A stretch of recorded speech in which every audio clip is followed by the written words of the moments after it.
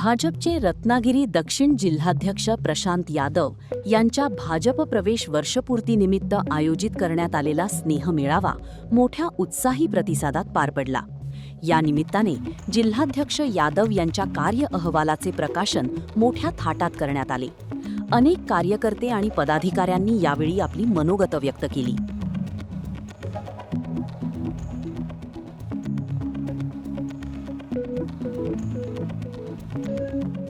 महिलांचे विषय आहेत, तरुणांचे विषय आहेत। आज प्रबोध रावांनी सांगितले जेन जी सारख्या माध्यमातून तरुण पिढीला भरकटण्याचे प्रयत्न सुरू आहेत। तेवढी ताकद उरलेली नाही।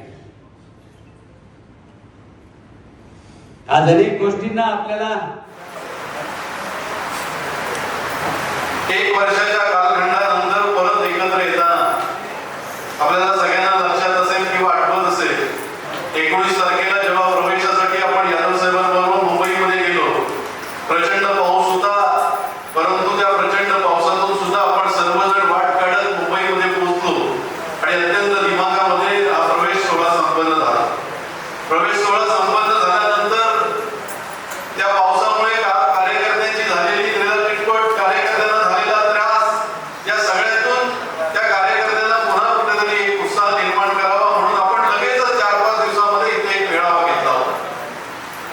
ते सर्व कार्यकर्ते त्या मेळाव्याच्या निमित्तानं उपस्थित होते। पण आनंद आज यादव साहेब या गोष्टीचा निश्चित पाहणा आहे की प्रवेश केल्यानंतर भारतीय जनता पार्टी बरोबर भारतीय जनता पार्टी म्हणून जोडल्या गेलेल्या आणि त्याही पेक्षा ज्यांनी भारतीय जनता पार्टी या ठिकाणी रुजवली, टिकवली आणि वाढवली त्या सर्व कार्यकर्त्यांना एकत्रितपणे बरोबर नेण्याचं काम वर्षभरामध्ये जाणीवपूर्वक या ठिकाणी झालं। किंबहुना त्या सर्व जुन्या कार्यकर्त्यांनी नवीन आलेल्या प्रत्येक कार्यकर्त्याला आपला मित्र सहकारी म्हणून अतिशय जवळीकीची वागणूक दिली आणि एक चांगलं एकरूपतेचं वातावरण या संपूर्ण रत्नागिरी दक्षिणमध्ये तयार झालं। अनेक लोक जी समाजामध्ये प्रतिष्ठित आहे, समाजामध्ये ज्यांना मान सन्मान आहे, जे उद्योग क्षेत्रामध्ये चांगल्या प्रकारचं काम करतात, किंबहुना समाजाला एक वेगळ्या प्रकारची दिशा देण्यासाठी अहोरात्र काम करणारे अनेक समाजसेवी संघटनांचे प्रमुख, अनेक समाजसेवक, अनेक राजकीय पदाधिकारी या वर्षभरामध्ये या प्रवाहामध्ये सामील झाले। भारतीय जनता पार्टी हा एक परिवार, भारतीय जनता पार्टी हा एक फार मोठा प्रगल्भ असा विचार आहे की ज्या विचारामध्ये समाविष्ट झाल्यानंतर वर्षभरामध्ये काम करताना ज्या उद्देशाने आम्ही या भारतीय जनता पार्टीमध्ये समाविष्ट झालो त्या उद्देशाप्रमाणे निश्चितपणे वर्षभरामध्ये ज्या अनेक गोष्टी या पक्षाच्या वतीनं केल्या गेल्या, कार्यकर्त्यांसाठी आणल्या गेल्या आणि त्यापेक्षा त्याच्या पलीकडे जाऊन प्रत्येक कार्यकर्त्यामध्ये असलेली क्षमता, त्या कार्यकर्त्यामध्ये असलेला गुण, त्याच्यामध्ये असलेली नेतृत्वाची क्षमता, या सगळ्या गोष्टी ओळखून पक्ष नेतृत्वानं त्यांच्याकडे दिलेली जबाबदारी, या सगळ्या गोष्टीचा विचार या वर्षभराच्या कालखंडामध्ये आपण केला होता। या वर्षभरामध्ये नगरपालिकेच्या निवडणुका झाल्या, पंचायत समिती, जिल्हा परिषदेच्या निवडणुका झाल्या। पक्ष म्हणून आपण नवीन होतो तरी सुद्धा नवा जुना असा विचार न करता ज्याच्याकडे क्षमता आहे त्याला या निवडणुकीमध्ये उतरवलं गेलं, किंवा त्याच्या पाठीशी ताकद उभी करून त्याला निवडून आणण्याचा प्रयत्न झाला आणि या निवडून आणण्याच्या प्रयत्नामधून अनेक आमचे जुने चांगले सहकारी याच्यामध्ये लोकप्रतिनिधी म्हणून निवडून आले। यादव साहेबांबरोबर जोडले जात असताना ज्या उद्देशाने आम्ही जोडले गेलो, मग त्या उद्देशामध्ये जोडत असताना कोण लहान होता, कोण मोठा होता याचा विचार कधी झाला नाही। पण जो कार्यकर्ता या प्रवाहामध्ये जोडला गेला त्या प्रत्येकाचं मोल, प्रत्येकाचं सहकार्य आणि प्रत्येकाची क्षमता निश्चितपणे यादव साहेबांना माहिती होती। पण जो कार्यकर्ता जोडला गेला त्या कार्यकर्त्याच्या प्रत्येकाच्या क्षमतेप्रमाणे मग कोणी मार्गदर्शन केलं असेल, कोणी सहकार्य केलं असेल, किंवा एखाद्या अडचणीच्या काळामध्ये एखादा कार्यकर्ता पाठीशी उभा राहिला असेल, अशा सगळ्या कार्यकर्त्यांना बरोबर नेण्याचं काम या वर्षभरामध्ये झालं। एक वेगळ्या प्रकारच्या विकासाचं विजन आपण निश्चितपणे डोळ्यासमोर वर्षभरामध्ये यादव साहेब आणि त्यांच्या सहकार्याने ठेवलेला। पक्षामध्ये प्रवेश केल्यानंतर ज्या आवश्यक गोष्टी होत्या त्या आवश्यक गोष्टींची पूर्तता करण्यासाठी पक्षामधल्या वरिष्ठ लोकांजवळ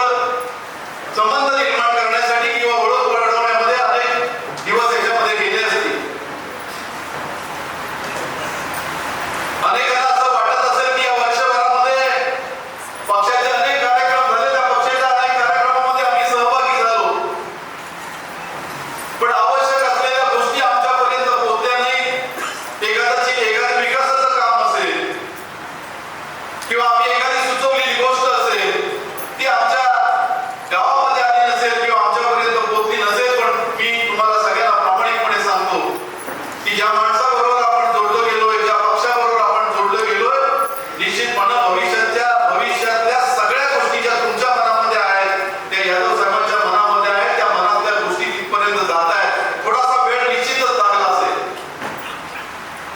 पण कधीतरी अशी वेळ मला वाटतं नजीकच्याच काळामध्ये ज्यांनी काही गोष्टी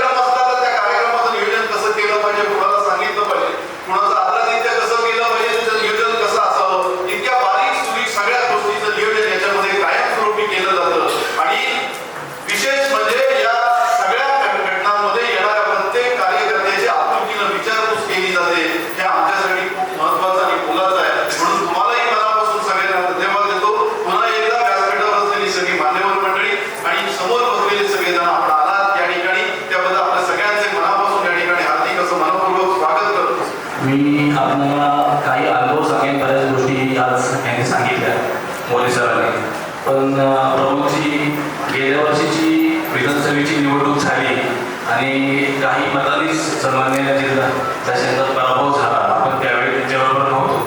पण त्यानंतर जो कालखंड घडला त्यामध्ये आपल्या चिपळूण शहरातल्या काही संघाच्या असतील, जुन्या भाजपच्या लोकांच्या असतील, मनात पहिल्यापासून होतं की एखादा प्रशांत यादवसारखा नेता आपल्या पक्षामध्ये यायला हवा, भारतीय जनता पार्टीमध्ये यायला हवा. तसा तो सुद्धा एक तरुण कार्यकर्ता म्हणून मला मनापासून वाटत होतं की साहेब आपल्या पक्षामध्ये आले पाहिजे. आम्ही 2 वेळा बैठका देखील केल्या, साहेबांशी भेटलो. पण काही ढग पावसाचे दिवस होते, काही ढग आडवे येत होते त्यावेळेस.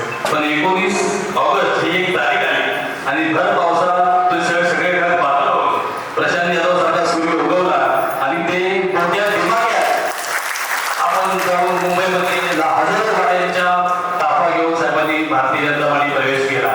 साहेबांनी प्रवेश केल्यानंतर त्यांनी कधीही आपण माझ्याबरोबर आलेला कार्यकर्ता असेल किंवा माझा कार्यकर्ता आहे किंवा जुना कार्यकर्ता आहे असं कधीच केलेलं नाही.